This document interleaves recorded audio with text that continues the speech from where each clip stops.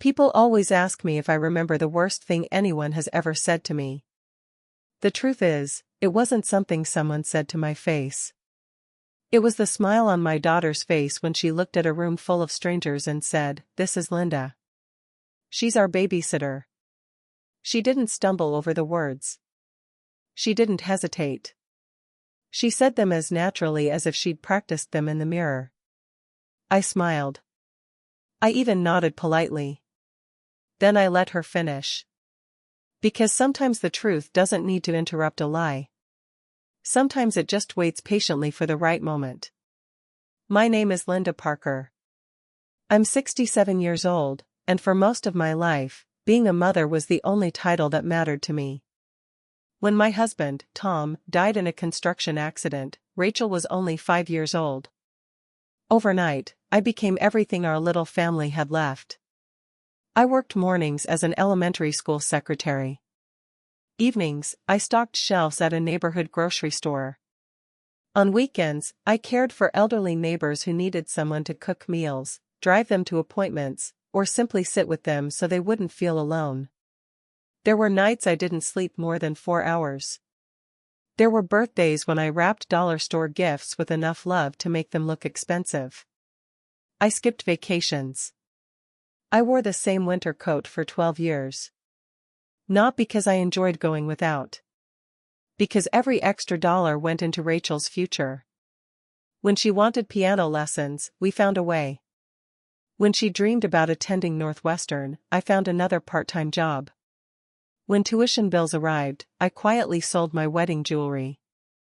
Rachel never knew. As far as she was concerned, scholarships had covered everything.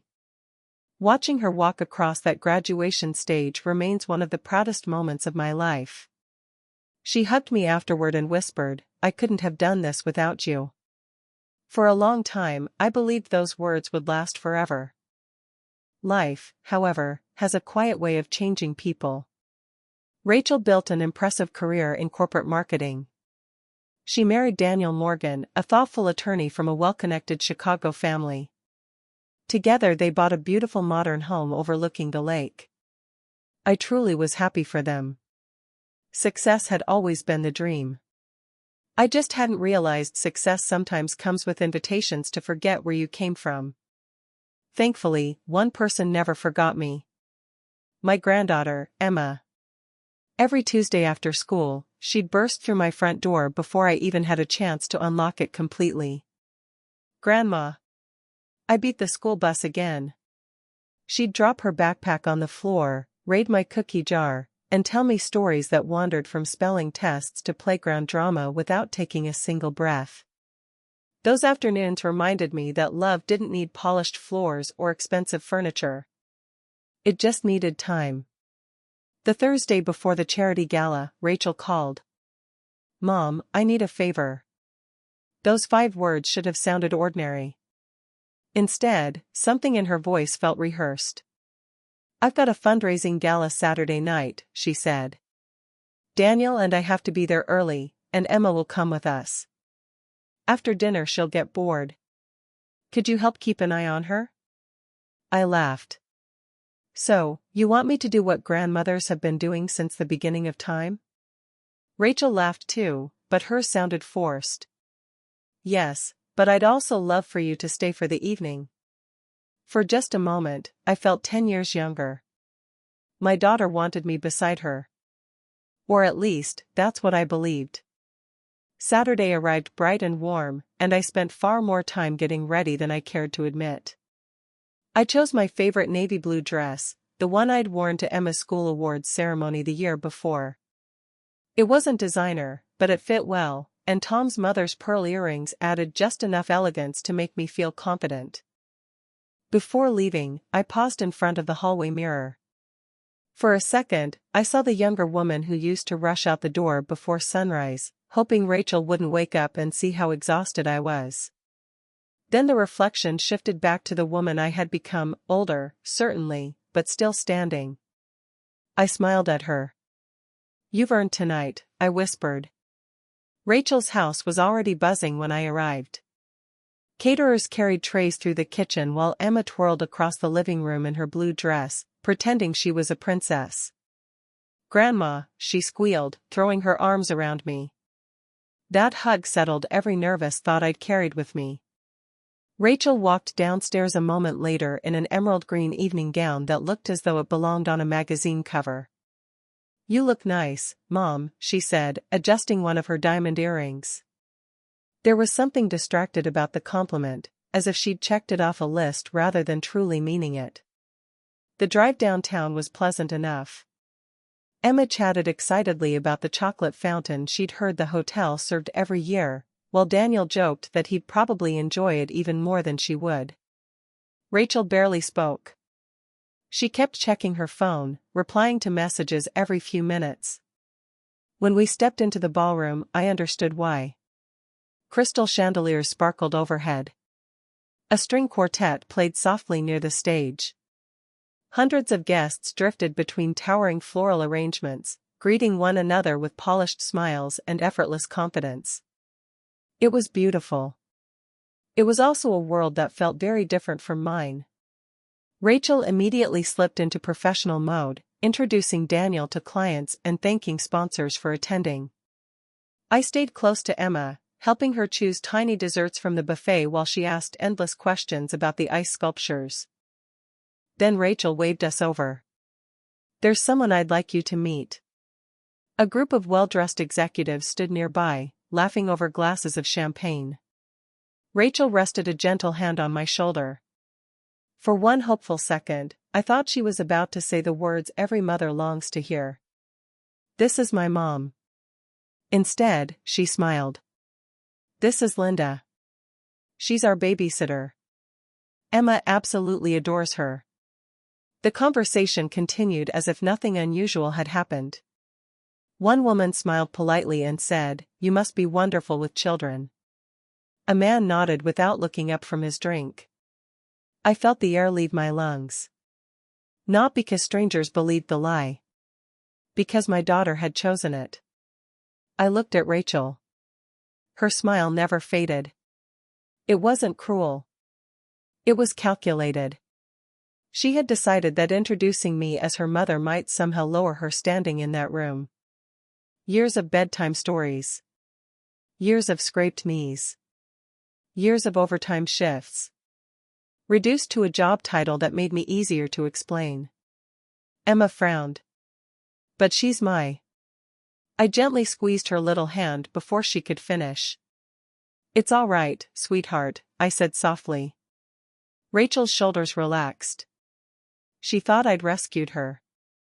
In truth, I had simply decided the evening wasn't over yet. Sometimes people reveal who they are best when you stop interrupting them. So I smiled. I greeted every guest with kindness.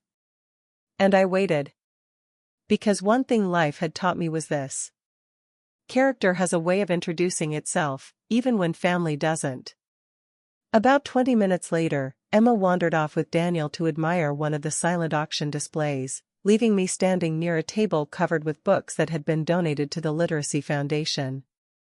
I ran my fingers across the worn cover of a children's classic. "I thought I'd find you over here." I turned to see an elegant woman with silver hair smiling at me. "Linda Parker," she said warmly. "It's been far too long." "Margaret Ellis," I replied, wrapping her in a hug. "You look wonderful." We spent the next several minutes catching up. Margaret had chaired the Children's Literacy Foundation for years.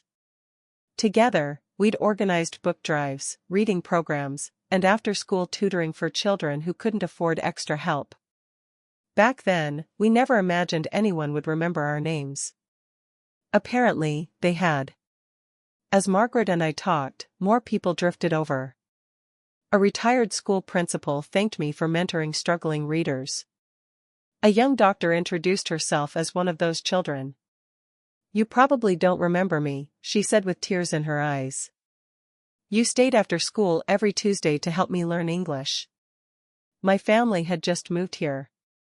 You made me believe I belonged." I remembered her smile before I remembered her name. Then came a firefighter. Then a city council member. Then a local business owner whose scholarship application I'd once helped edit. One after another, they shared stories I hadn't thought about in years. Across the ballroom, I noticed Rachel watching. Her confident smile had disappeared. She looked confused. Then worried. Margaret finally excused herself and stepped onto the stage. The ballroom quieted. She thanked the sponsors, recognized volunteers, and spoke about the foundation's mission. Then she paused. "Before we conclude tonight," she said, "there is one person whose decades of quiet service deserve recognition." My stomach tightened. A large photograph appeared on the screen behind her. It was an old picture of me, sitting on the floor of a library surrounded by children holding books. "This year's Lifetime Community Impact Award goes to Linda Parker." For a heartbeat, the room was completely silent. Then hundreds of people stood. The applause rolled through the ballroom like thunder.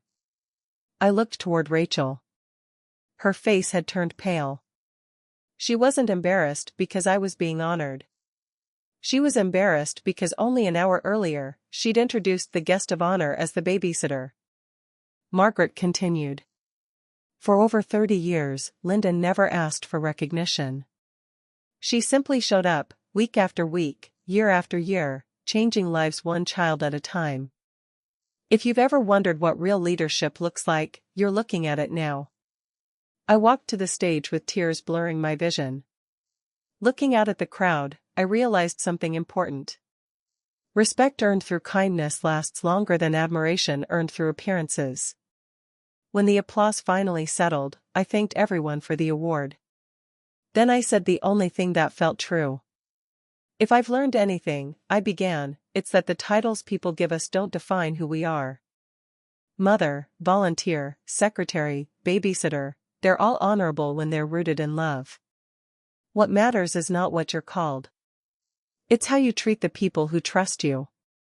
The room applauded again. I never mentioned Rachel. I didn't have to. After the gala ended, she found me alone in the hotel garden. She was crying before she spoke. "I'm so sorry, Mom." The words came in broken pieces. I kept thinking everyone would judge where I came from. I was afraid they wouldn't respect me if they knew. "If they knew you were my daughter?" I asked gently. She nodded. "I was wrong." "Yes," I said quietly. "You were." For a long moment, neither of us spoke. Finally, she whispered, "Can you ever forgive me?"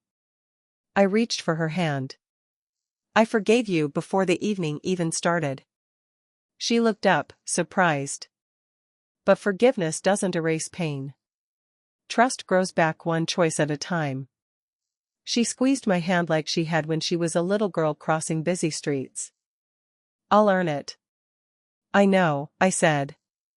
Emma came running toward us, slipping her small hand into mine. She looked up at Rachel with complete innocence.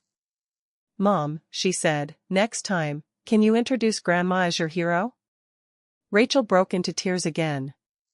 "So will I," she answered. And for the first time that evening, I believed her. Because the most important introductions aren't made in crowded ballrooms. They're made by the way we choose to love the people who loved us first.